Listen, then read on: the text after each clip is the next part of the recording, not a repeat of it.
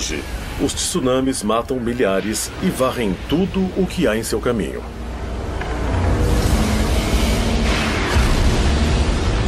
Terremotos destroem cidades inteiras e furacões exterminam paisagens, deixando centenas de mortos e milhares de desabrigados. Desde que a Terra existe, acontecem desastres naturais. Mas esses desastres são mesmo capazes de varrer todos os vestígios de nossa existência, incluindo a arte, a arquitetura e a tecnologia? As evidências sugerem não só que isso é possível, mas que já aconteceu várias vezes. É bem possível que civilizações antigas tenham sido destruídas num grande desastre natural sem deixar rastros. O desenvolvimento lento de simples caçadores e coletores das sociedades muito complexas não parece mais ter sido tão gradual. Nos últimos anos, cientistas encontraram evidências de culturas antigas e que foram um dia prósperas milhares de anos mais velhas do que se imaginava. Mas o que aconteceu a elas? Como elas desapareceram? E isso poderia acontecer de novo? A Mãe Natureza vai cobrar um preço muito alto por este planeta. Seria a grande ruína da humanidade.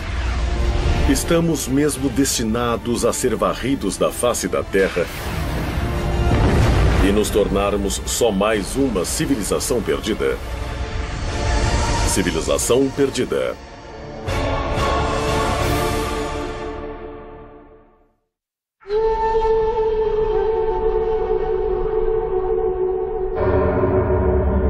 Oman, Rub al-Khali. O deserto de Rub al-Khali, em Oman, esse terreno proibido e desolado na Península Arábica, é marcado nos mapas como o quarteirão vazio. Suas areias que se movem e o calor escaldante são lar de aranhas bastante venenosas, serpentes mortais e grupos de beduínos nômades. Mas antigas lendas descrevem essa área como um lugar diferente. Foi aqui, há aproximadamente 5.000 anos, que existiu um reino mítico chamado Ubar. Famosa por suas riquezas e beleza, mas supostamente destruída por Deus por sua perversidade e corrupção. O que se diz no Alcorão, em várias suras diferentes, é que um grande vento chegou e destruiu a cidade porque ela não vivia de acordo com a palavra de Deus. Na verdade, os profetas chegaram e queriam mudar tudo para que fossem corretos, mas eles recusaram. Então a cidade e a civilização foram destruídas.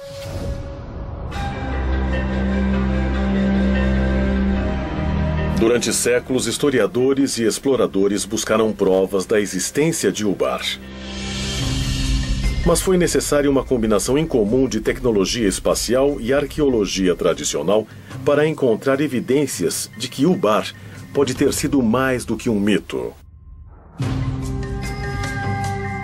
Em 1983, o arqueólogo amador Nicholas Klepp chegou à NASA com um pedido diferente, que resultou numa expedição conjunta à Península Arábica. Ele tinha acabado de ler sobre o uso de imagens de radar para mapear rios subterrâneos no Egito e queria saber se essa tecnologia poderia ser usada para encontrar uma cidade perdida se ele soubesse aproximadamente onde ela estava. A bordo da nave espacial Columbia, a tecnologia chamada de radar de imagens espaciais funcionava como uma máquina de raio-x subterrânea. Primeiro, as imagens eram gravadas no espaço. Depois, manipuladas digitalmente para revelar detalhes sutis não visíveis a olho nu, incluindo leitos de antigos rios e rotas de caravanas agora enterradas na areia. Eu nunca pensei que a cidade perdida pudesse ser descoberta do espaço. Mas eles começaram a persistir nisso, analisando as imagens que achavam que poderiam ser interessantes. Uma das grandes vantagens das imagens de satélite é que você pode ver uma região inteira para ter um contexto das imagens. Essa é uma imagem do radar da nave espacial de uma parte do sudoeste do deserto do Egito, parte do Saara, que agora é um dos lugares mais secos da Terra. Essa enorme mancha aqui é um rio, um antigo braço de rio da largura do Nilo, o atual Vale do Rio Nilo. Você percebe que dentro dela há um pequeno braço de rio passando por aqui. E se formos a esse lugar em campo, ele é assim. Aqui estou eu no meio de um daqueles rios olhando um cânion de cima. Isso nos deixou empolgados, porque o povo antigo dependia das mesmas coisas que nós. Você precisa ter acesso à água e a redes de transporte. Então pudemos ver a relação dessas diferentes características e, na verdade, vimos rastros na área. Assim, isso aqui se tornou um ponto de partida na procura por Ubar.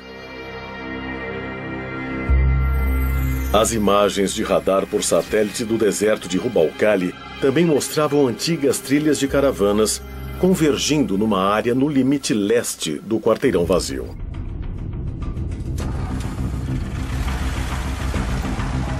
Usamos o que era uma tecnologia nova para pessoas comuns, o sistema GPS. Nós a usamos em combinação com a navegação de helicóptero para descobrir a estrada que vimos nas imagens em satélite e para segui-la pelo deserto. E isso foi extremamente emocionante. Dissemos, vamos ficar nessa área que tem essa montanha imensa e a água embaixo dela, ou uma fonte.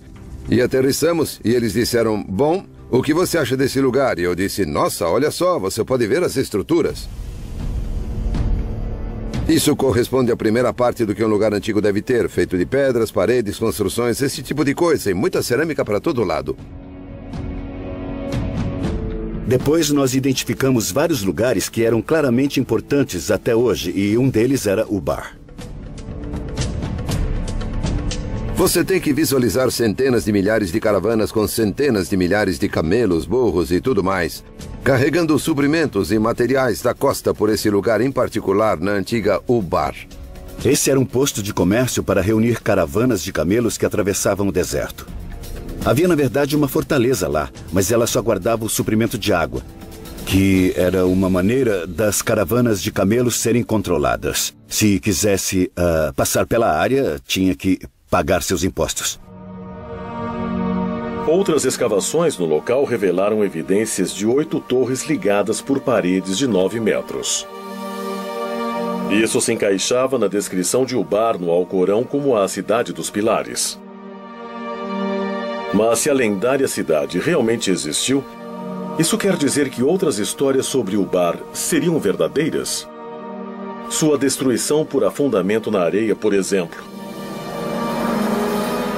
De acordo com os cientistas e geólogos, foi a erosão de um aquífero embaixo da cidade que fez com que Ubar desaparecesse.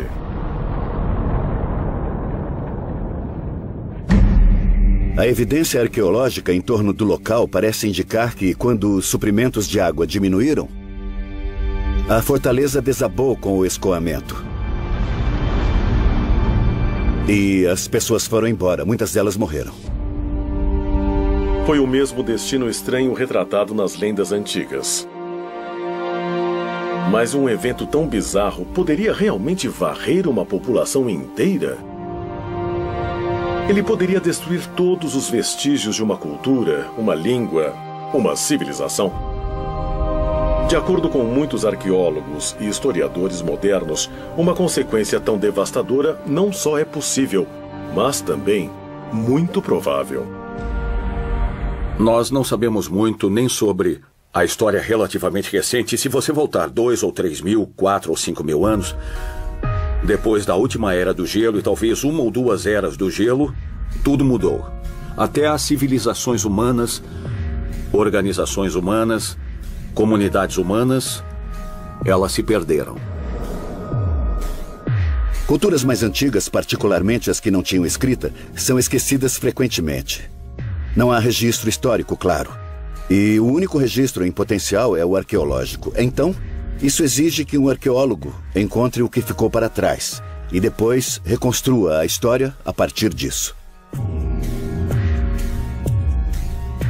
Durante décadas, os cientistas acreditaram que os seres humanos existem há aproximadamente 200 mil anos. e que o que chamamos de civilização surgiu apenas há poucos milhares de anos. Mas novas descobertas desafiam constantemente o que realmente sabemos de nossa própria história. A visão comum diria que você tem uma civilização quando descobre as primeiras cidades e as primeiras escritas. E isso aconteceu por volta dos anos de 3.500 a.C., no Iraque e na Mesopotâmia. E é nessa época que os bandos ou grupos de pessoas se transformam de caçadores e coletores em sociedades agrárias. Ou seja, quando puderam plantar a própria comida. Depois que isso aconteceu, eles puderam se estabelecer em um lugar. E é nesse assentamento da humanidade é que nós começamos a falar no conceito de civilização. Nós sabemos muito bem até um certo ponto, talvez dezenas de milhares de anos. Também sabemos muito bem dos estudos evolucionários sobre em que época os humanos deveriam estar por aqui. E essa brecha entre haver humanos e as civilizações que estudamos bem é grande.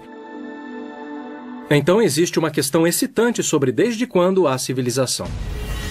Mas se o bar realmente existiu, quantas outras cidades antigas estão enterradas, esperando ser encontradas?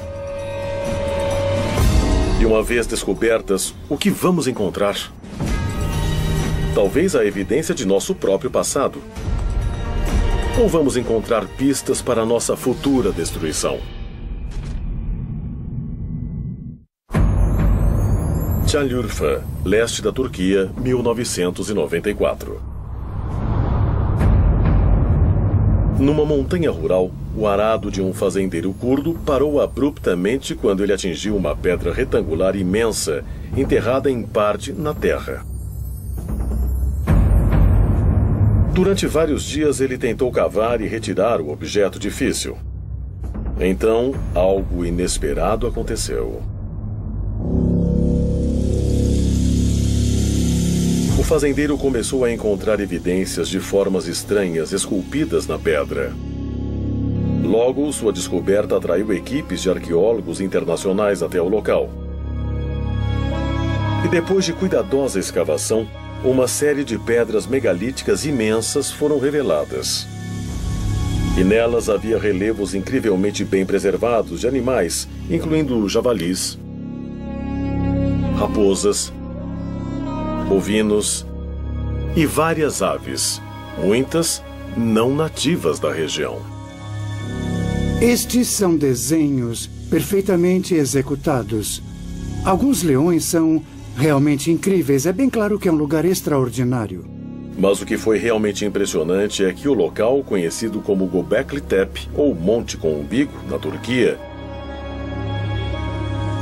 parece ter 11.000 anos. Quase 5.000 anos mais que qualquer outro local comparável. Göbekli Tepe é um ponto de virada. O que ele significa para os arqueólogos é que nós temos que estender, expandir nossa definição de civilização para incluí-lo. Göbekli Tepe pegou todo mundo de surpresa. Nunca vimos nada igual. Ele mostra uma sofisticação tremenda. É uma descoberta surpreendente para um período tão antigo. Göbekli Tepe é extraordinária. Ela tem 7.000 anos a mais que as pirâmides. As pessoas dizem como os egípcios teriam aquela tecnologia, aquele entendimento em estágio tão primitivo na humanidade. Mas acho que precisamos ver essas ideias sob uma luz completamente nova. Porque Göbekli Tepe tinha 7.000 anos a mais. Nos últimos anos, imagens de radar do local ajudaram a revelar um complexo imenso, mostrando mais de 20 enormes estruturas ovais, cada uma consistindo de colunas megalíticas em forma da letra T, junto com 4 pilares de calcário esculpido, unidos por paredes de pedra de 1,80 m de altura e colocadas num círculo de 9 a 30 metros de diâmetro. É óbvio que há um grande planejamento, há uma previsão, há uma habilidade de mobilizar trabalho e manter aquele como um lugar que depois foi visitado por um longo período de tempo. As pedras pesam geralmente de 15 a 20 toneladas cada, apesar de algumas talvez chegarem a 40 ou 60 toneladas. A ideia da organização disso é totalmente assustadora, eu diria. É claro que você teria que ter centenas, se não milhares de pessoas envolvidas nesse projeto de construção. Mas quem construiu Göbekli Tepe? Para que propósito ela servia? Göbekli surpreende no sentido de que pensávamos num desenvolvimento gradual de simples caçadores e coletores das sociedades muito complexas, mas ele não parece mais ter sido tão gradual. O escavador do local acredita que o local é o centro de uma região. Ele discute isso porque o local é uma área muito impressionante e quando você chega lá, sente que pode ver um mundo dali. Alguns arqueólogos acreditam que tribos nômades da era neolítica viajaram grandes distâncias até Göbekli Tepe para participar de celebrações rituais. Outros acreditam que as ruínas sejam de um templo ou até de um local de sacrifício. Todos concordam em alguma cerimônia religiosa. Essas coisas devem ser santuários ou centros religiosos de algum tipo. Eles não são só assentamentos, não são cemitérios, parecem ser centros cerimoniais. Muitos pesquisadores acreditam que Göbekli Tepe esteve em uso por quase 2.000 anos. Mas em 7.000 a.C., os círculos de pedra podem ter sido enterrados propositalmente e abandonados. Mas por quê? Por que você enterraria esse complexo incrível de ao menos 20 estruturas diferentes, ou talvez muito mais que isso? Minha melhor explicação possível é que algo mudou e eles precisaram ir embora. E a melhor maneira de fazer isso era simplesmente enchendo a área toda. As pessoas não abandonam as coisas. Esses locais são tão sagrados ou importantes que quando abandonam, o soterram e cuidam dele de alguma maneira. E depois reconstroem em cima ou perto ou algo do tipo. Göbekli é assim. Temos evidências claras de que as pessoas soterraram intencionalmente os templos, ou o que quer que fossem, antes de seguirem para outro lugar. Eu acho que algo mais profundo acontecia aqui. Você tem que ver a linha do tempo. Estamos no final da última era do gelo, um período de transições imensas. E há evidências de que houve algum tipo de catástrofe nesse tempo, possivelmente causada pelo impacto de um cometa ou um asteroide no continente norte-americano. E há evidência disso pelo mundo todo. Foi nesse período de tempo que Göbekli Tepe foi construída. Temos que nos perguntar por quê. E talvez a resposta seja que eles precisaram fazer isso. Acontecia alguma coisa. Uma catástrofe global causada pelo impacto de um cometa ou um asteroide? Essa pode ser mesmo a resposta sobre o que forçou os antigos habitantes de Göbekli Tepe a abandonar o lugar? Ou teriam sido as consequências de uma catástrofe que fizeram o local ser construído como templo ou lugar de agradecimento? Alguns pesquisadores acreditam que a resposta pode ser encontrada por perto, no Monte Ararat, que, de acordo com a Bíblia hebraica, é o lugar em que a Arca de Noé chegou para ficar depois que as águas do dilúvio baixaram. Quando olhamos o Monte Ararat, descobrimos que esse local fica a apenas centenas de quilômetros de Göbekli Tepe. E quando nós olhamos os animais que foram esculpidos na cidade, nós não conseguimos explicar por que alguns deles foram incorporados lá. Poucos desses animais não têm significado local. Mas a questão é, alguns animais viviam lá naquele momento? E também, de onde eles vieram? Olhando a mitologia, existe uma resposta pronta. Seriam os animais da Arca de Noé? As origens das histórias do dilúvio foram muito estudadas. Nós encontramos as histórias em todo o planeta. Há uma versão de índios nativos americanos, Ojibwe, há uma versão na China, isso aparece na mitologia grega, também aparece na mitologia hindu. É totalmente possível que acontecimentos reais tenham inspirado mitologias e lendas. As histórias do dilúvio podem ser sobre dilúvios reais. Os mitos e as histórias sobre o grande dilúvio e o resgate de vários animais a bordo de uma arca realmente são baseados em fatos? Talvez a resposta possa ser encontrada no estudo de outras civilizações perdidas e no que elas podem revelar sobre o passado misterioso e o futuro incerto da humanidade. –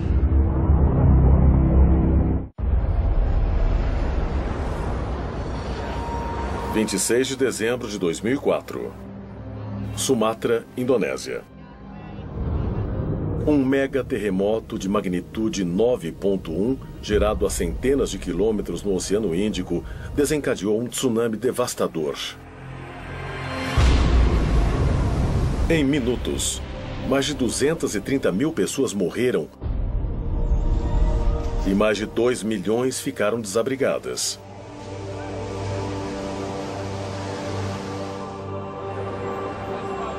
Sete anos depois, em 11 de março de 2011, um terremoto de magnitude 9 atingiu o nordeste do Japão. O terremoto mais poderoso que já atingiu a ilha.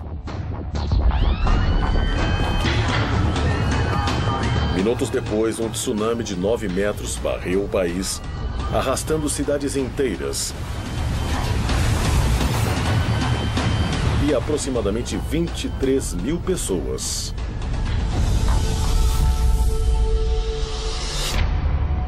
Mas se cidades modernas, com equipamentos de prevenção a desastres modernos, podem ser varridas em questão de minutos, esse também poderia ter sido o destino de muitas civilizações antigas e agora perdidas.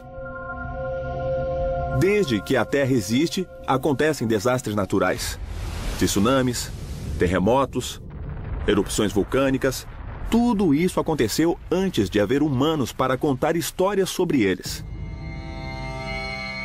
Vulcões também são notórios por arrasar civilizações. E Pompeia é o exemplo perfeito disso. O Vesúvio entra em erupção e uma região inteira congela no tempo e é destruída.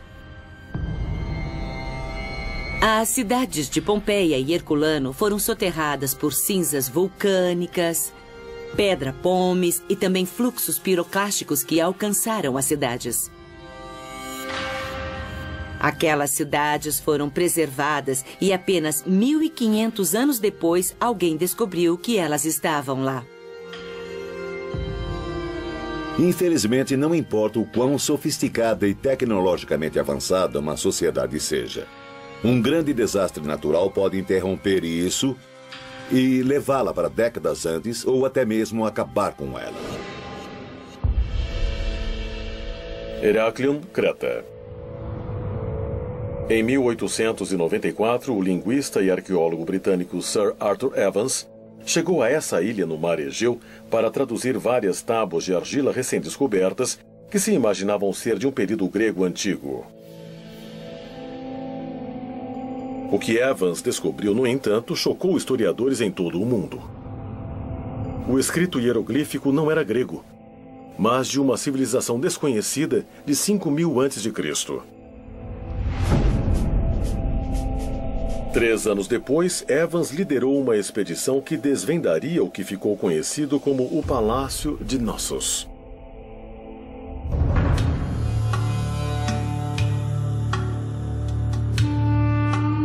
De acordo com arqueólogos, a estrutura imensa um dia conteve salas lindamente decoradas, água corrente quente e fria e até banheiros internos.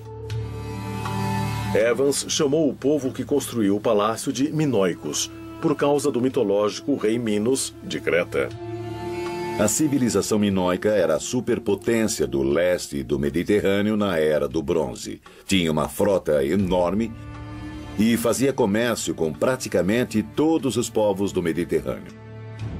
A civilização minoica de Creta era uma sociedade que começou a desenvolver uma série de palácios bem elaborados com jardins para cerimônias, pinturas, afrescos e arquitetura bem elaborada. Os minoicos agora são considerados a primeira grande potência no Mediterrâneo. Seu reino se estendeu aproximadamente de 2500 a 1600 a.C. Mas como um povo tão poderoso e tecnologicamente avançado simplesmente desapareceu?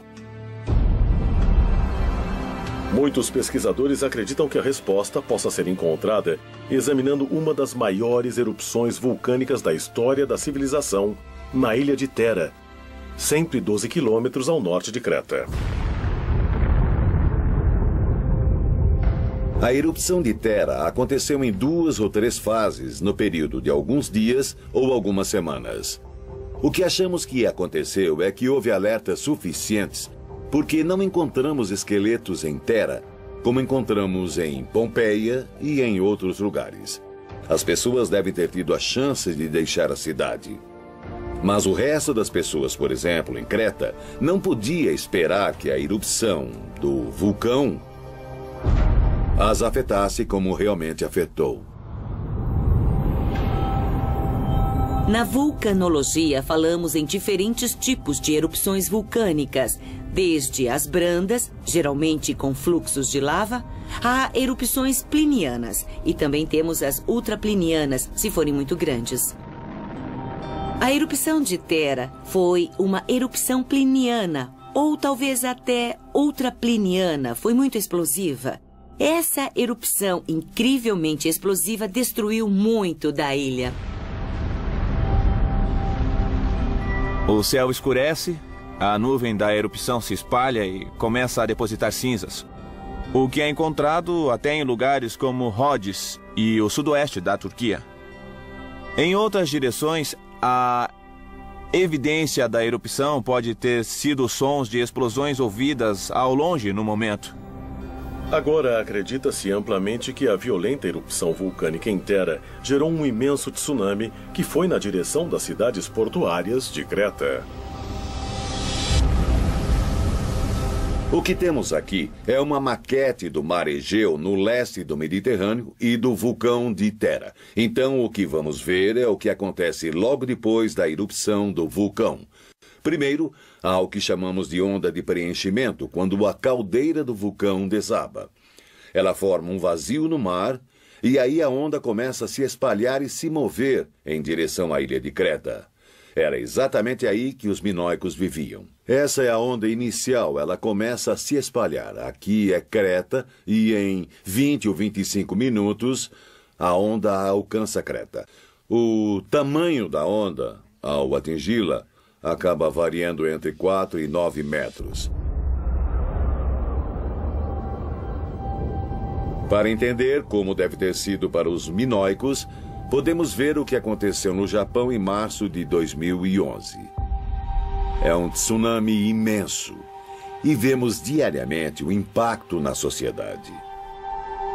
Claro que os japoneses podem superar, mas eles não estavam sozinhos. O mundo inteiro ajudou. Imagine os minoicos naquela época sem ter a quem recorrer.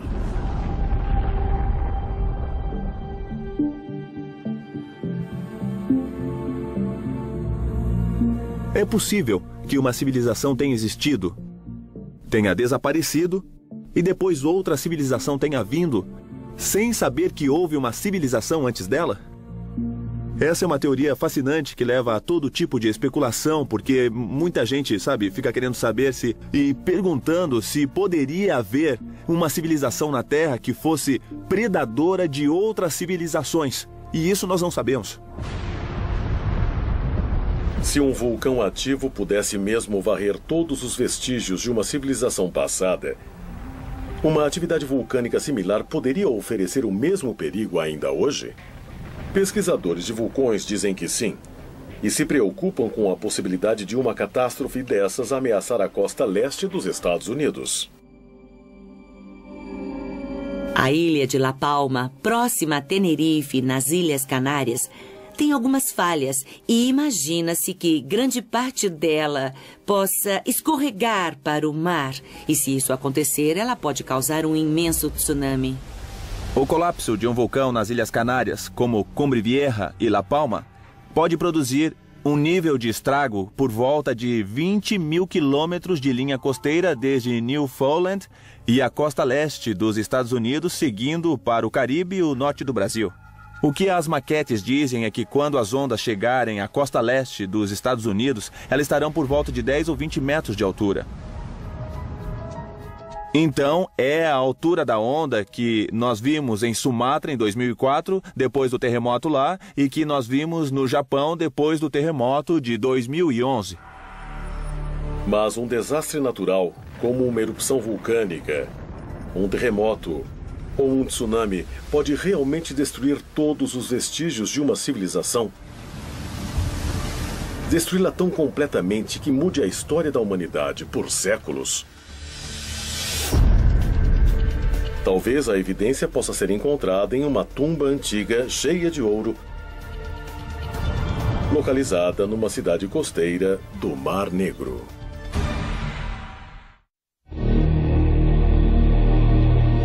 Varna, Bulgária. Durante séculos, essa cidade de veraneio no Mar Negro atraiu viajantes e negociantes de toda a Europa e do Oriente Médio.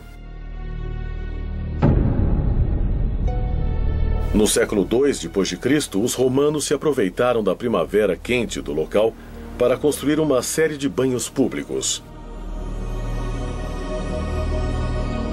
Mas nenhum desses visitantes, nem mesmo os locais, sabiam do segredo que havia enterrado bem abaixo da cidade.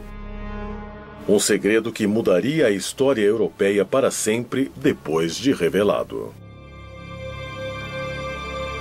Tudo aconteceu no final do outono de 1972.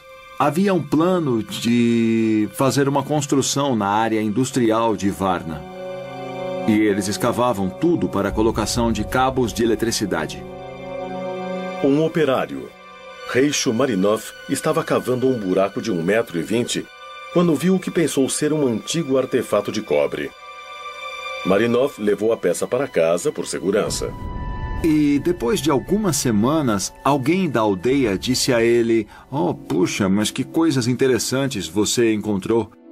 E o diretor do museu de Daugopol foi à casa desse operário. Quando viu tudo, ele ficou absolutamente chocado. No dia seguinte, arqueólogos do Museu de Varna, incluindo Alexander Minchev, foram ao local da construção e ficaram impressionados com o que encontraram.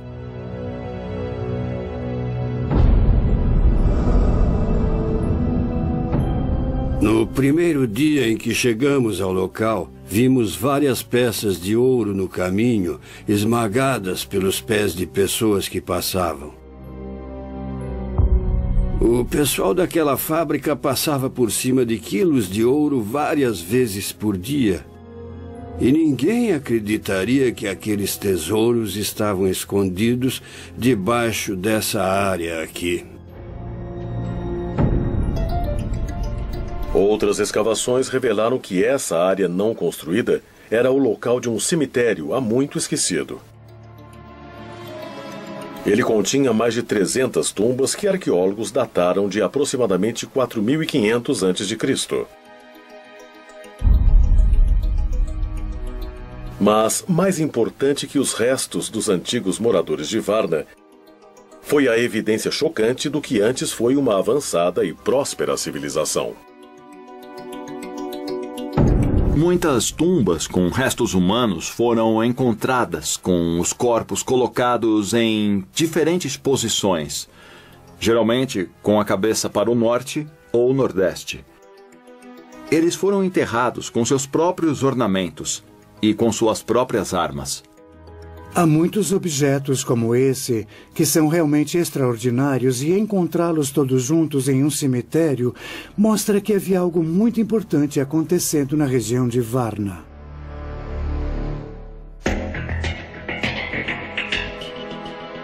Dentro das tumbas havia mais de 15.000 artefatos de design complicado, incluindo machados de cobre, de jade e quantidades significativas de joias em ouro.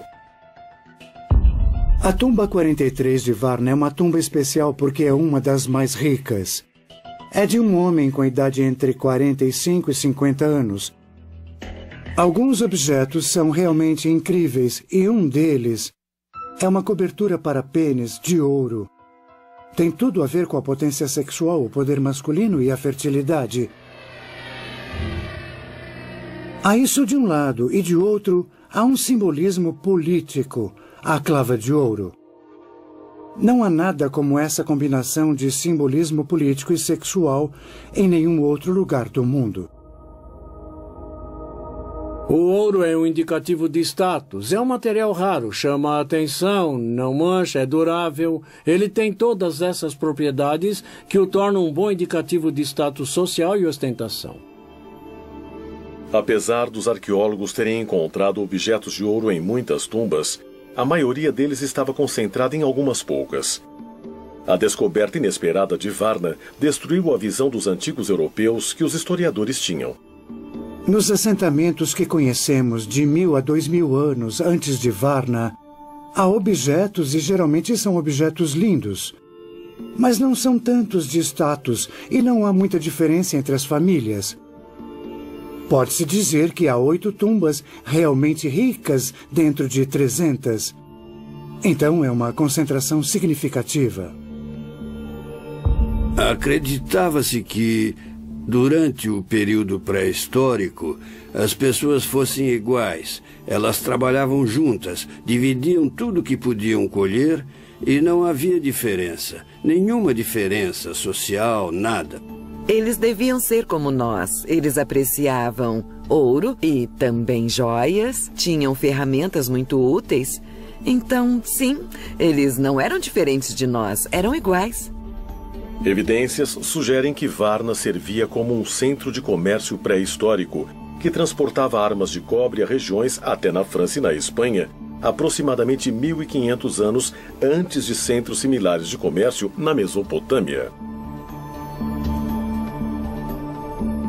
Varna é também ligada a armamentos, guerras e batalhas, porque nessas tumbas nós encontramos grande quantidade de armas, machados, lanças, pontas de flechas. É muito fácil ver que a potência está sempre ligada à guerra. Antes de Varna, claro que conhecíamos outras sociedades complexas que agora sabemos que são da Era do Bronze. Descobriu-se Stonehenge, que também era considerado uma dessas sociedades complexas, mas Varna tem ao menos 3.000 anos mais que Stonehenge. O desenvolvimento da civilização é uma longa história e achávamos que tínhamos muitos desses sinais no Egito, na Mesopotâmia, em Creta, mas Varna vem antes de todas elas. O surgimento da civilização europeia começou nesse lugar. Debaixo desse solo, por milhares de anos, a história manteve seus segredos. Eu nem imagino o que teria acontecido se não tivéssemos encontrado Varna e tivéssemos todas essas coisas abaixo de nossos pés. Mas o que ainda é um mistério é como a população de Varna desapareceu por volta de 4100 a.C. Ficou provado que, em algum ponto do 5º milênio, provavelmente por volta de 4200 a.C., houve uma mudança dramática no clima. E, por causa disso, o nível de água subiu, junto a temperaturas muito mais altas. Por causa disso, as condições para a agricultura ficaram bem pior do que antes. A mudança climática, talvez uma mudança que causou seca e fome, pode ser a causa do desaparecimento de Varna? Recentemente, escavações arqueológicas em locais no Oriente Médio forneceram novas informações. Muitos arqueólogos e estudiosos acreditam que tais descobertas ajudarão a resolver o mistério sobre o que realmente aconteceu a Varna e a outras cidades perdidas. Mas há aqueles que apontam para evidências diferentes e mais incríveis. evidências de desastres naturais e cataclismos de proporções globais e até nucleares. Evidências que sugerem que nosso tempo pode estar acabando.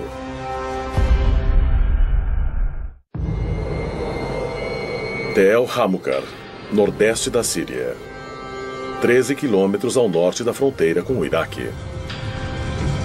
No início de 2000, uma equipe arqueológica do Instituto Oriental da Universidade de Chicago fez um anúncio impressionante.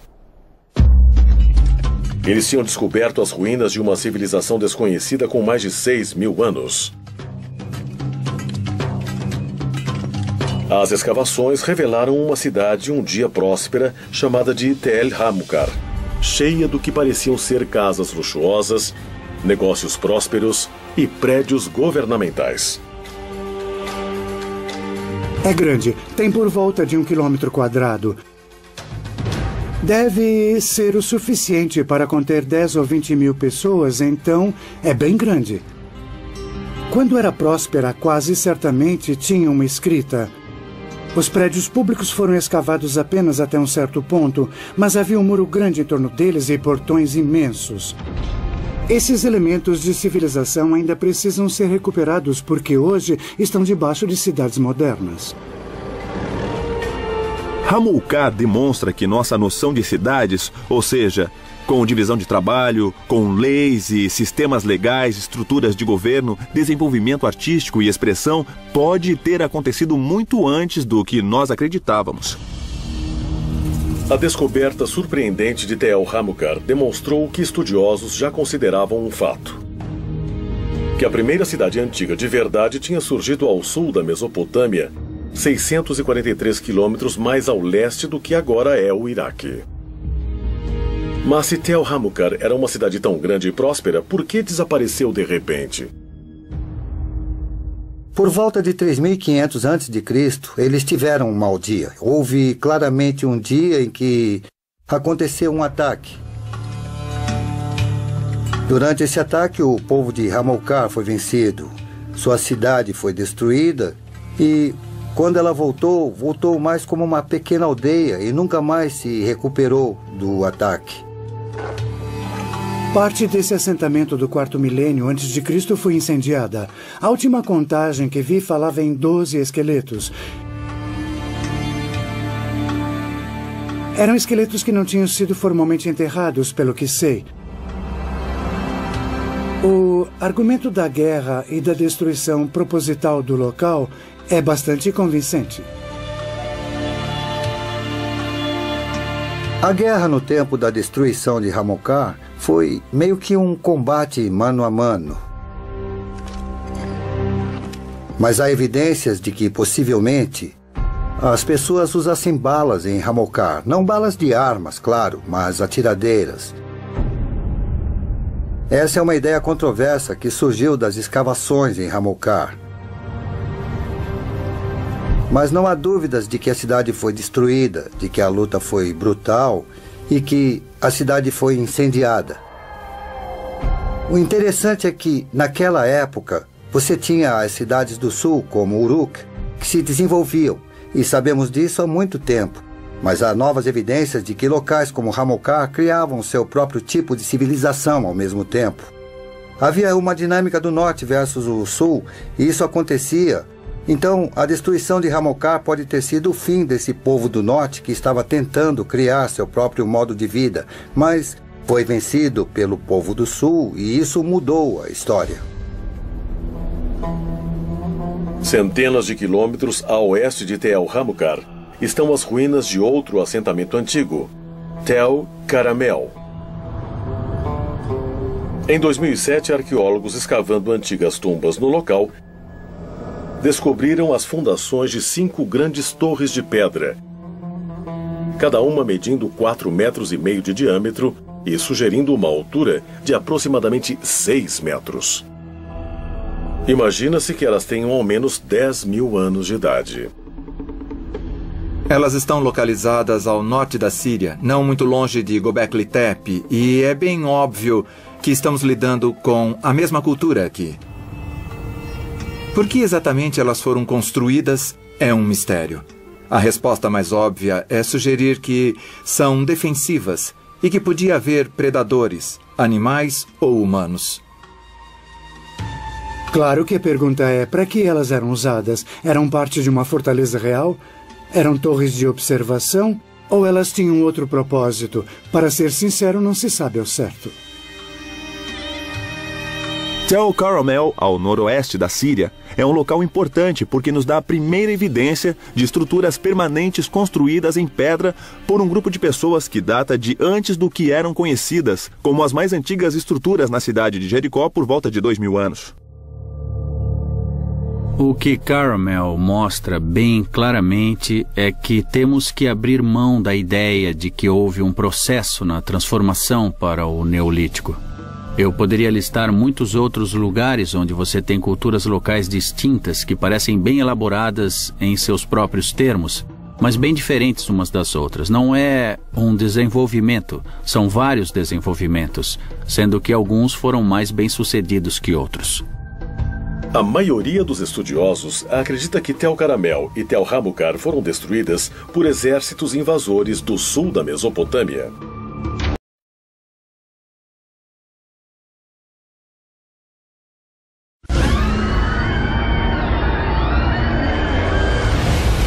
Hoje, os tsunamis matam milhares e varrem tudo o que há em seu caminho.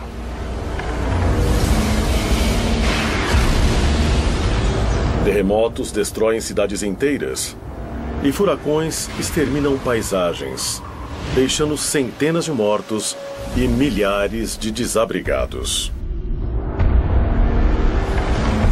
Desde que a Terra existe, acontecem desastres naturais. Mas esses desastres são mesmo capazes de varrer todos os vestígios de nossa existência, incluindo a arte, a arquitetura e a tecnologia? As evidências sugerem não só que isso é possível, mas que já aconteceu várias vezes. É bem possível que civilizações antigas tenham sido destruídas num grande desastre natural sem deixar rastros. O desenvolvimento lento de simples caçadores e coletores das sociedades muito complexas não parece mais ter sido tão gradual. Nos últimos anos, cientistas encontraram evidências de culturas antigas e que foram um dia prósperas milhares de anos mais velhas do que se imaginava. Mas o que aconteceu a elas? Como elas desapareceram? E isso poderia acontecer de novo? A Mãe Natureza vai cobrar um preço muito alto por este planeta. Seria a grande ruína da humanidade. Estamos mesmo destinados a ser varridos da face da Terra e nos tornarmos só mais uma civilização perdida. Civilização perdida.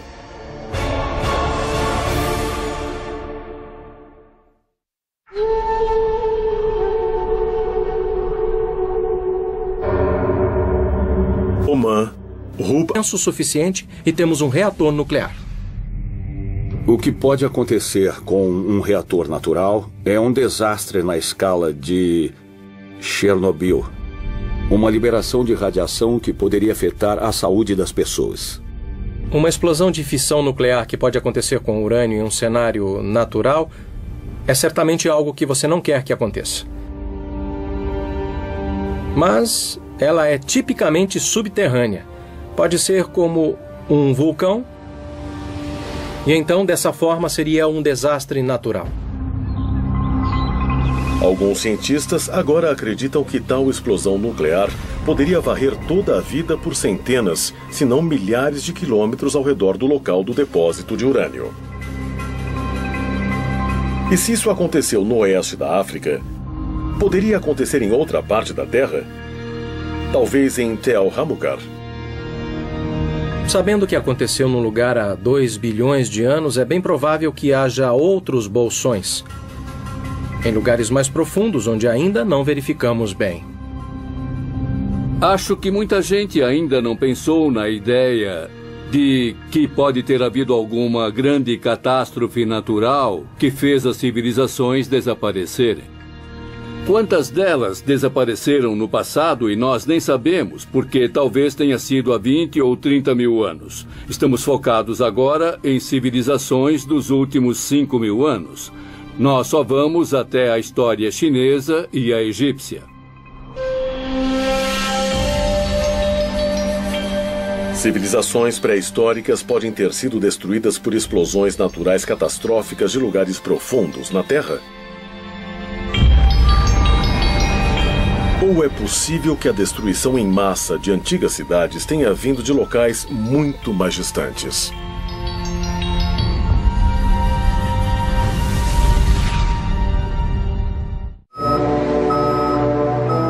21 de dezembro de 1968, missão da NASA Apollo 8.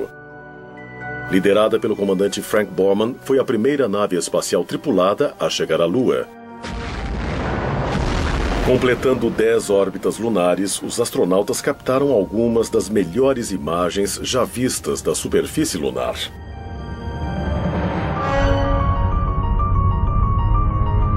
As fotografias mostram a Lua totalmente marcada por milhares de enormes crateras, evidências que sugerem a alguns que a Lua um dia foi lugar de atividades vulcânicas violentas.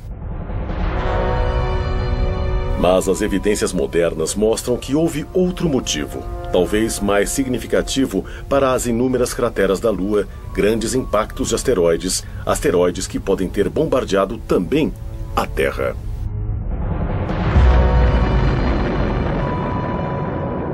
Não é o homem na Lua, são crateras na Lua. E na história da Lua e na história do mundo, deve haver muito mais objetos que atingiram a Terra e depois atingiram a Lua. O único motivo de não sabermos deles na Terra é por termos vegetação e termos um ambiente coberto. Isso os torna menos detectáveis. O maior desastre natural que pode acontecer e que pode nos varrer, sabe, é um grande impacto. Um meteorito caindo na Terra. Sabemos que o impacto de um meteorito foi o que fez com que os dinossauros desaparecessem.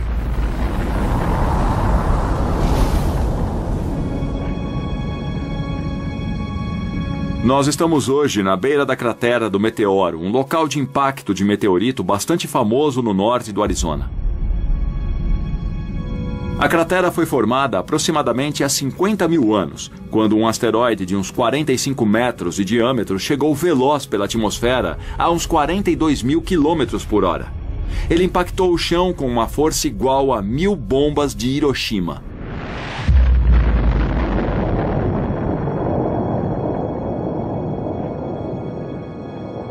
Depois do impacto, só restou a cratera. Essa cratera hoje mede uns 1.250 metros. Tem 4 quilômetros de circunferência e 167 metros de profundidade.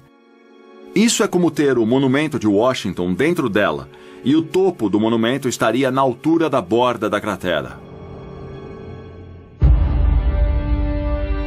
Então, se um evento como esse ocorresse numa área tão populosa como Nova York,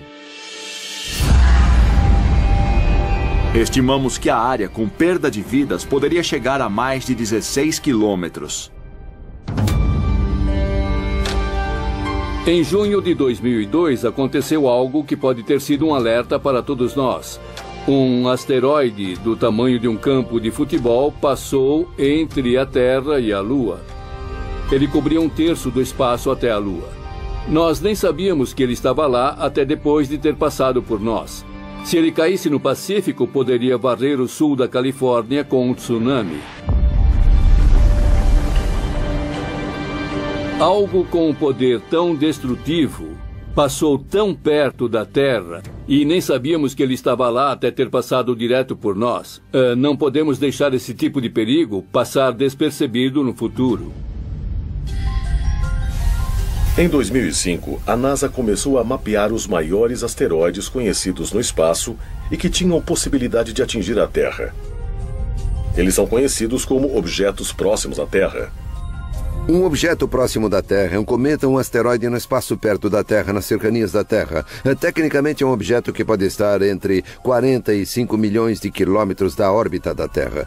Os tamanhos dos objetos podem ir de uma bola de golfe a um quarteirão de uma cidade e até mais. Vários meteoros do tamanho de bolas de beisebol entram na atmosfera da Terra diariamente e queimam na atmosfera superior.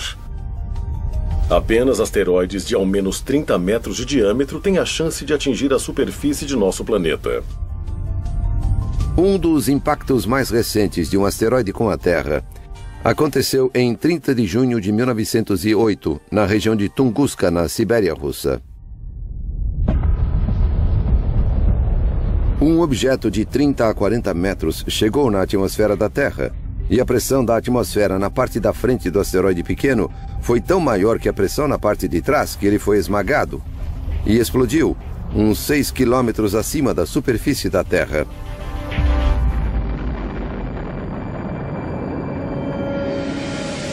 Isso arrasou árvores num raio de 2.000 quilômetros quadrados. É uma região não habitada, então ninguém se feriu. Mas ele matou algumas renas, derrubou árvores e causou um grande estrago. Foi algo em torno de 5 megatons de energia, equivalente a umas 385 vezes a energia do acontecido em Hiroshima no final da Segunda Guerra Mundial. Apesar do impacto de qualquer meteoro do tamanho de um campo de futebol poder ter um efeito devastador, o que cientistas mais temem são aqueles que podem ser ainda maiores. Um asteroide com 1 quilômetro ou 2 ou até maior, e há uns 1000 deles no espaço em torno da Terra, pode causar consequências globais.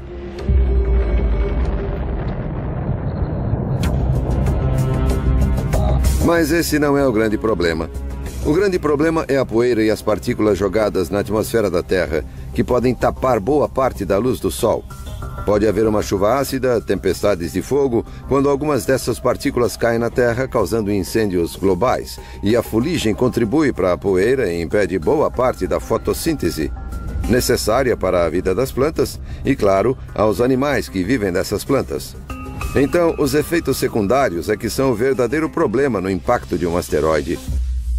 Quando nós lidamos com possíveis impactos de asteroides ou de meteoros na Terra, eles podem causar o aniquilamento não só de populações de organismos vivos, mas de civilizações inteiras, e eles já fizeram isso. Nos últimos anos, a equipe de objetos próximos à Terra, na NASA, aumentou sua pesquisa para incluir objetos de mais de 140 metros de diâmetro. Um deles, um asteroide de 300 metros chamado Apophis, é esperado para passar perto da Terra em 2029. Apophis é dos grandes. Foi descoberto em 2003 e, por um tempo, parecia que realmente atingiria a Terra. Ele tinha 1 em 37 chances de atingir a Terra em 2029. Mas observações adicionais nos permitiram descartar o impacto em 2029. Pode vir bem perto. Vai ser um objeto visto a olho nu por pessoas na Europa. Então você vai ver um asteroide se aproximando da Terra, mas ele não vai bater. Mas apesar de cientistas mapearem o curso de Apophis, eles não podem prever como o imenso asteroide pode ser afetado por outros fatores, como a gravidade da Terra. A parte assustadora é que ele passa e volta 7 anos depois. E não sabemos se sua trajetória será afetada pela gravidade da Terra e se ele pode vir em direção a ela. Se passar por uma brecha de 600 metros no momento dessa aproximação maior em 2029, ele vai voltar e atingir a Terra em 2036. É um objeto grande o suficiente para criar não o fim do planeta, mas que pode custar centenas de milhares, se não milhões de vidas, se atingir o lugar errado. Infelizmente, cientistas dizem que não é uma questão de se, mas de quando um grande asteroide vai colidir com a Terra. Mas quando isso acontecer, todos os vestígios de nossa civilização estarão perdidos? Um asteroide poderia descer, uma rocha gigante vinda do espaço, criando um efeito devastador no ecossistema e fazendo tudo morrer. É possível apagar uma espécie inteira. É possível apagar um registro completo de tudo que existe. Isso também pode ajudar a explicar por que outras civilizações antigas foram destruídas e quase esquecidas? Acho que é bem possível termos civilizações mais antigas que, de alguma forma, foram apagadas por um objeto que desceu na Terra e mudou toda a natureza do planeta. Não somos Chicken Littles. Eu sei que é assim que pensam de nós, que somos Chicken Littles dizendo que o céu está caindo. O céu não está caindo, mas pode haver algo lá em cima vindo em nossa direção. Se nosso planeta for atingido por um meteoro em nosso tempo, há providências que podem ser tomadas para minimizar sua devastação? Estamos suficientemente preparados para evitar a perda de séculos de avanços tecnológicos que a humanidade conseguiu até aqui? Ou somos ainda mais vulneráveis do que acreditamos? Monte Kilimanjaro, na Tanzânia. No ano de 2000, o paleoclimatologista Lonnie Thompson e uma equipe de pesquisadores perfurou profundamente uma geleira que cobria o pico da montanha. Lá, eles coletaram amostras de gelo que revelaram evidências de condições climáticas e suas mudanças não só nas últimas décadas, mas de dezenas de milhares de anos. Um núcleo de gelo é uma coluna de gelo. Tiramos uma série deles da superfície para ter a história do clima e do ambiente em diferentes partes do mundo. Esses núcleos têm camadas anuais bastante distintas e se pode medir a grossura dessas camadas. Você pode medir como a precipitação mudou com o tempo.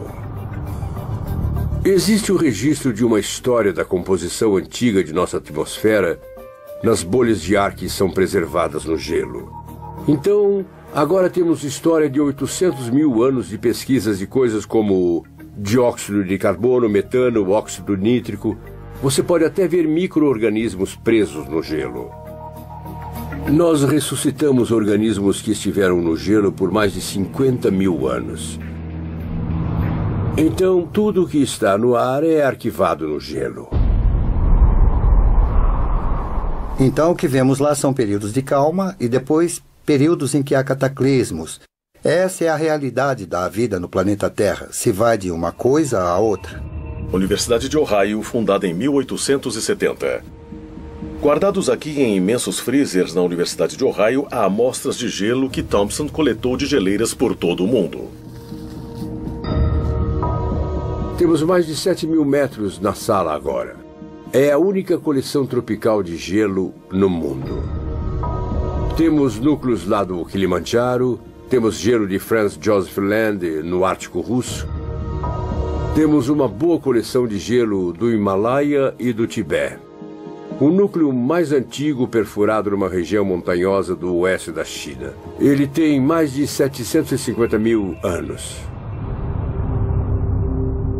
Esses núcleos de gelo nessa prateleira vieram do Planalto de Bruce, na Península Antártica. Eles foram perfurados ano passado e serão cortados e depois processados no laboratório. Um recente estudo de amostras de gelo sugere que um evento climático forte ocorreu na Terra por volta de 5.200 anos atrás.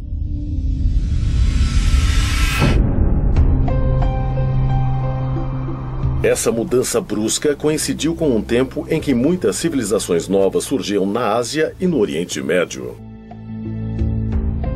Parece que em todo o mundo algo novo começava a acontecer. E uma das minhas curiosidades é por quê? Por que aconteceu naquele tempo? Por 100 mil anos vivemos perfeitamente vidas felizes como caçadores e coletores. E de repente as coisas mudaram. O que pode ter feito isso acontecer?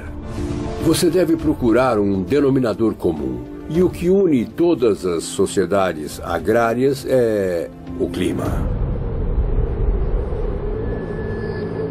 Sabemos que foi o período em que o deserto do Saara secou. 4, 5 mil anos atrás havia lagos naquele deserto. Pessoas viviam lá. Sabemos disso porque elas deixaram artes nas rochas. Há muita evidência de que alguma coisa bem dramática aconteceu naquele tempo. Mas se uma catástrofe global ocorreu, o que a causou? Pode ter sido uma seca mundial? Um meteoro pode ter batido na Terra e levantado pó suficiente para bloquear o Sol? Ou a causa foi uma erupção vulcânica? Erupções vulcânicas são muito importantes se falarmos de um planeta. É como um planeta que perde seu calor primordial. Tivemos erupções vulcânicas na Terra por bilhões de anos. Os humanos só viveram uma fração muito pequena desse tempo. Então, as erupções vulcânicas estão aqui muito antes de nós estarmos. Elas estarão aqui muito depois que nós nos formos. Elas são parte essencial do que é a Terra. Mesmo existindo vulcões ativos em todo o mundo, a maioria é muito pequena para causar devastação global. A não ser, claro, que seja um supervulcão. A ideia é de que existem vulcões que consideramos normais. Eles liberam uma certa quantidade de lava, uma quantidade de energia, uma quantidade de explosão. Se você tem um vulcão onde a lava e os gases estiveram bem vedados, isso vai criar uma pressão extra. E quando escapar, vai ser uma explosão ainda maior. E isso é classificado como um supervulcão. Há vulcões na Terra que são capazes de erupções muito grandes. Em geral, os vulcões em torno do Anel de Fogo, os vulcões que têm caldeiras, como os da Nova Zelândia, de Papua Nova Guiné ou do Alasca. Cientistas identificaram ao menos 7 supervulcões ao redor do mundo. O maior fica debaixo do Parque Nacional de Yellowstone, em Wyoming. O pensamento comum em geofísica sobre Yellowstone e sobre alguns outros lugares na Terra é de que há uma concentração de calor nas profundezas que forma uma região de derretimento parcial da rocha, e isso é constante. A ideia é de que isso, de vez em quando, pode criar uma erupção muito grande. De acordo com os cientistas, a erupção mais recente em Yellowstone ocorreu há aproximadamente 600 mil anos. Quando Yellowstone vai fazer isso de novo é completamente desconhecido para nós. Não temos como saber. É como prever o tempo ou alguma coisa geológica. Você sempre vai ter uma margem de erro na previsão de quando vai acontecer. Yellowstone é um vulcão relativamente novo. Todas as erupções aconteceram nos últimos 2,5 milhões de anos, e isso é pouco em termos geológicos. Se Yellowstone entrasse em erupção de novo, uma erupção cataclísmica seria incrível. Seria algo que não vimos em tempos registrados. O Monte St. Helens pareceria uma bobagem comparado ao que Yellowstone poderia fazer. Isso teria efeitos globais no clima. Resfriaria a temperatura média da Terra e devastaria o oeste dos Estados Unidos. Cobriria tudo de cinzas. Então, a agricultura se perderia. Os efeitos durariam algum tempo. Teria um grande efeito na civilização.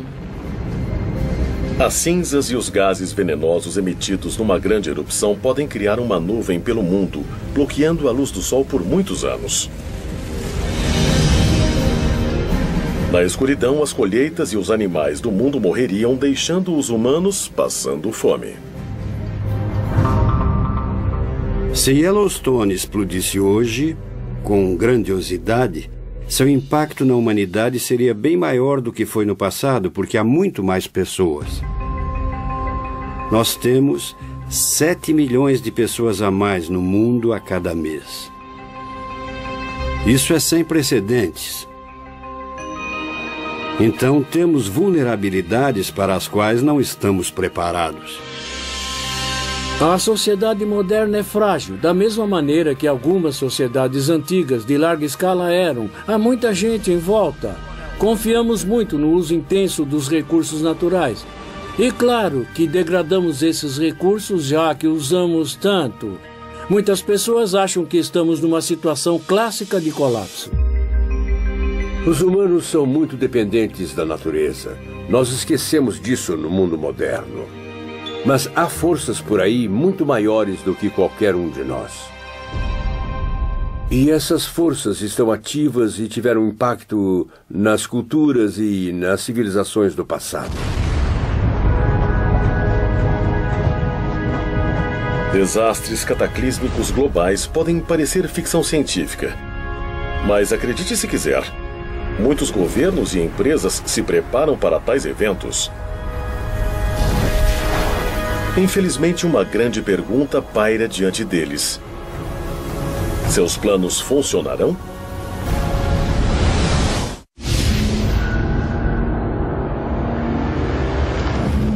Cientistas nos dizem que nosso planeta sofreu grandes reveses no passado.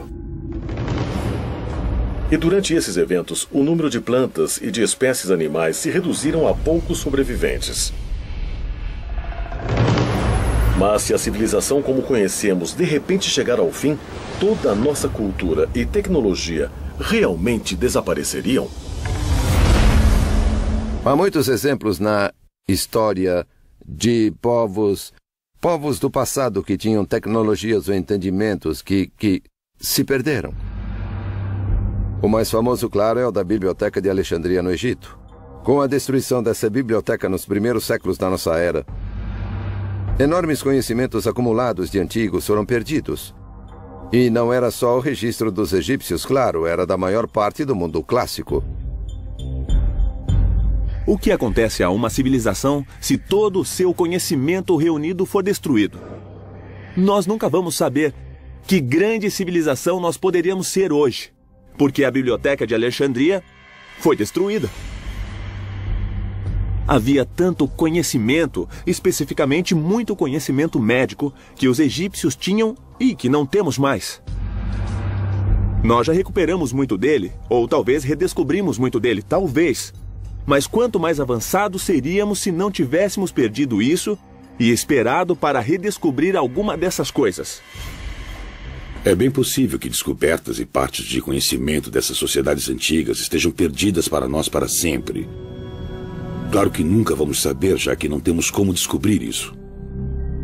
Diferente de eras anteriores, onde muita informação era marcada na pedra, nossa informação e nossos registros da vida diária são postos em chips de memória de silicone e, se eles forem destruídos, vai ser incrivelmente difícil, em dezenas de milhares de anos, as pessoas reconstruírem nossas vidas, terem uma ideia de como vivemos. Ironicamente, talvez a arte pré-histórica em rochas tenha mais chance de sobreviver num futuro previsível do que muito de nossa tecnologia moderna atual. Hutchinson, Kansas. 200 metros abaixo da cidade há um imenso depósito com o tamanho de 35 campos de futebol.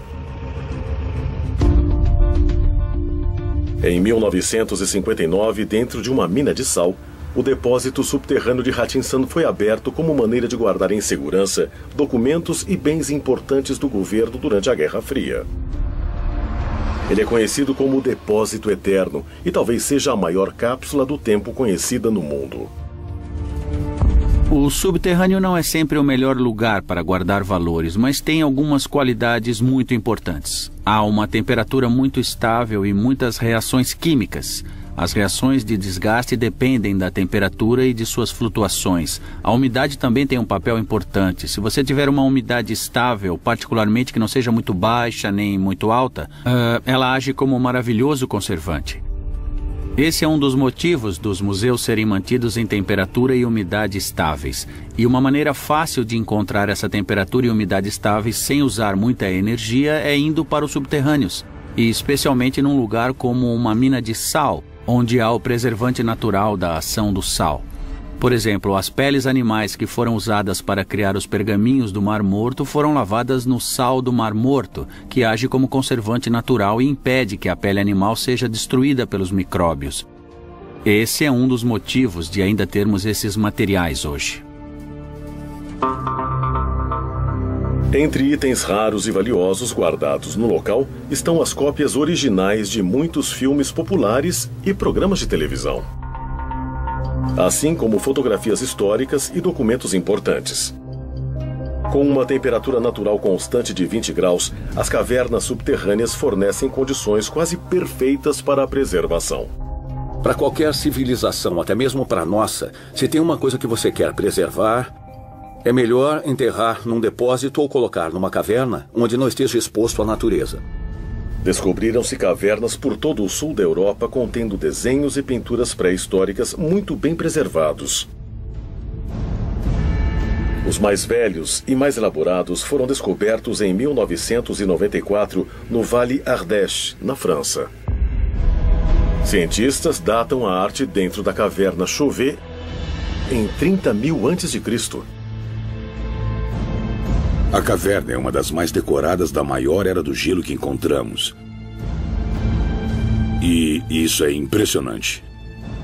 Nunca tínhamos visto uma desse tamanho naquela região. É incrivelmente rica, há umas 400 pinturas e gravuras de animais. Lindas representações de cavalos, rinocerontes, ursos, uma enorme gama de imagens. Essas são imagens extraordinárias de animais que não pareceriam fora do lugar em galerias modernas de hoje. A idade e a qualidade das pinturas na caverna Chauvet puseram em dúvida tudo o que se conhecia e se acreditava antes sobre a existência do homem nesse planeta. Elas são vistas como as obras de arte mais antigas criadas por humanos. O interessante na caverna Chauvet é que estamos lidando com Homo sapiens que estão tentando representar pensamentos e ideias abstratas nas paredes das cavernas bem antes da invenção da escrita e bem antes de qualquer definição de civilização. A questão é, por que fizeram isso? Esses artistas antigos criaram sua arte em paredes de pedra dentro de cavernas para as protegerem para futuras gerações? Daqui a 30.000 anos, os únicos vestígios de nossa existência seriam os que estão guardados em segurança nos subterrâneos?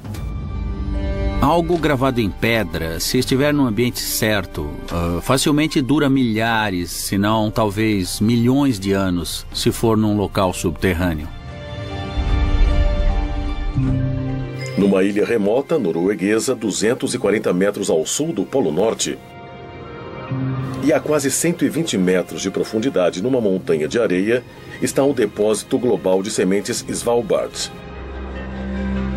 Seu propósito é ser uma segurança contra a perda acidental da vasta gama de plantas e plantações de comida da Terra. Mais de 20 milhões de sementes são armazenadas aqui.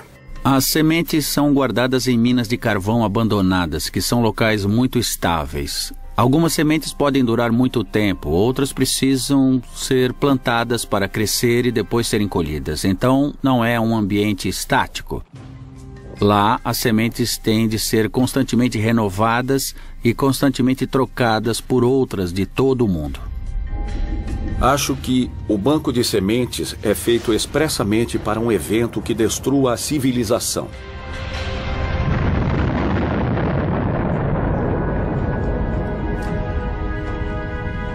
Acho que é uma maneira simples de assegurar que, se alguém sobrar, vai reconstruir, e se alguém vai reconstruir, vai ser ótimo ter isso tudo disponível. Uma coisa única no ser humano é que tendemos a pensar no passado, tendemos a pensar no presente e também pensamos no futuro. Podemos imaginar o que queremos passar para os nossos netos. Essa é uma das motivações para todas as pessoas. Então, enterrar alguma coisa ou colocá-la num local seguro para o futuro, acho que é algo que até povos antigos podem ter pensado. Se antigas civilizações preservaram propositalmente evidências de seu conhecimento e tecnologia avançados em cavernas e outras estruturas subterrâneas, esses tesouros escondidos podem nos ajudar a resolver o mistério de quem somos e de onde viemos. E talvez ainda mais importante, nos dirá quanto de nossa própria civilização vai sobreviver no futuro. Podemos mesmo desaparecer do planeta sem deixar rastros? O planeta Terra, de acordo com cientistas, foi formado há aproximadamente 4,5 bilhões de anos. Mas a maioria dos estudiosos acredita que a humanidade só existe durante os últimos 200 mil anos. Mas é possível que esses estudiosos estejam errados? As civilizações humanas teriam existido na Terra centenas de milhões de anos atrás e depois perderam suas evidências enterradas debaixo da superfície do nosso planeta? Acho que é possível, visto que a pré-história humana é medida em milhões de anos e estamos agora medindo a civilização em dezenas de milhares de anos, que haja uma brecha de algum tipo de civilização que podemos ter perdido. Há uma grande questão pelo fato de ter havido civilizações no passado que simplesmente sumiram sem deixar rastros. 1 milhão de anos atrás, 100 milhões de anos atrás, você ainda está só uma fração de toda a vida da Terra. Há 100 milhões de anos havia dinossauros andando pela Terra. E se houve alguma forma de vida que veio antes deles 1 bilhão de anos no passado? Não tem como saber e também nem como dizer que isso nunca poderia ter acontecido. Se a Terra sofrer um desastre global, o que pode acontecer à raça humana? O que aconteceria se nossa civilização inteira fosse varrida por uma erupção vulcânica gigante? Que tornasse toda a atmosfera tóxica e todos nós morrêssemos, nós teríamos que aprender como cozinhar com o fogo novamente? Quanto tempo isso levaria? Os sobreviventes estarão em regiões distantes e abrigadas. Eles serão caçadores e coletores novamente até os milhares de anos necessários para que reconstruam a civilização. Se antigas civilizações forem mesmo perdidas, é possível que vestígios da sociedade de hoje também sejam enterrados debaixo da terra e sejam esquecidos. Pegamos Chernobyl, por exemplo, se virmos como a construção moderna se deteriorou rápido.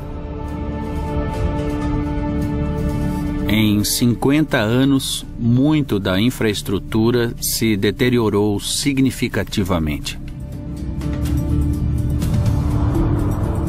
Se alguém anunciasse hoje, Nova York, vão todos embora, abandonem a cidade.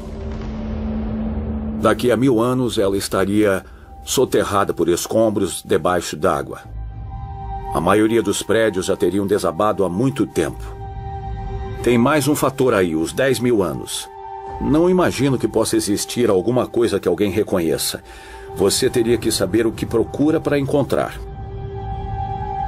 Talvez entre os poucos remanescentes da tecnologia humana estará um de seus produtos mais perigosos: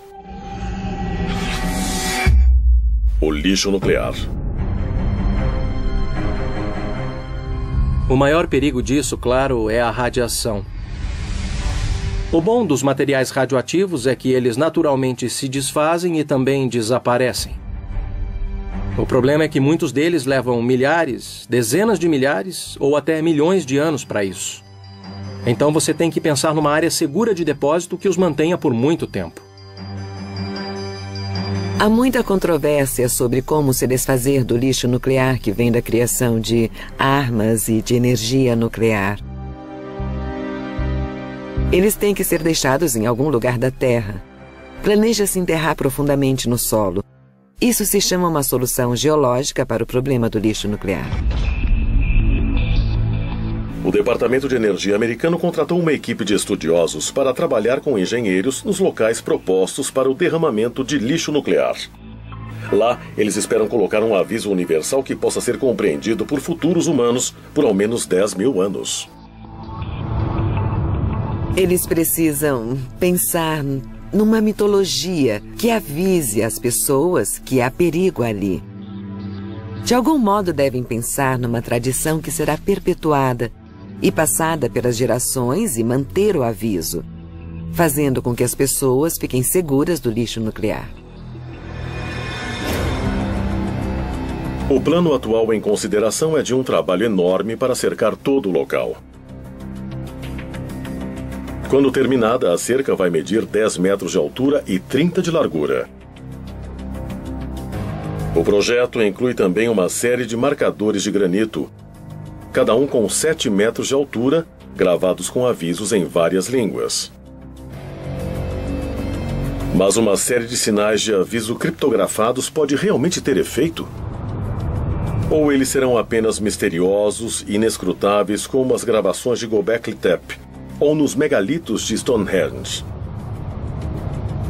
Você não vai colocar um crânio com um X de ossos. O que isso pode significar para alguém até daqui a 500 anos? Que tipo de linguagens você pode botar nele? Como não cabe aqui ou afaste-se? Isso é um grande desafio.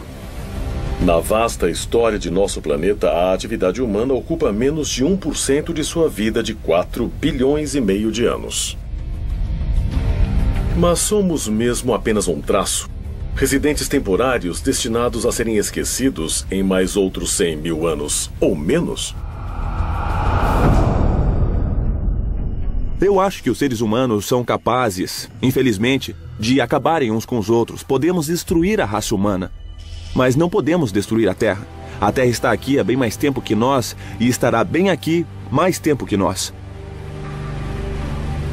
Se todo vestígio de nossa civilização pode ser destruído tão facilmente, como historiadores podem estar certos de que tudo o que vivenciamos não aconteceu antes?